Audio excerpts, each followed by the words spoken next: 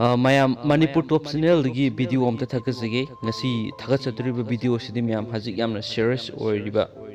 posa amane mayam je hena khangaba khangdabasu mayam di user yaurangani ko ado main oina ai ngasi sajariba video si mayam tilhau gine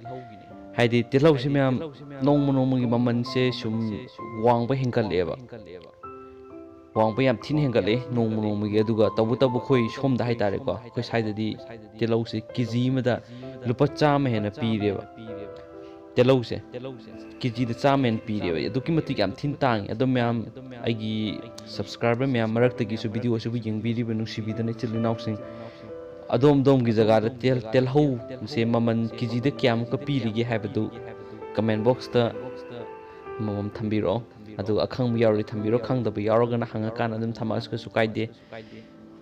khangning bado ki duki matik telhau ji kg tang yeba adugi sum video sum entertainment ki tapi sum sajabane mayam share ta khalu sinjari thank you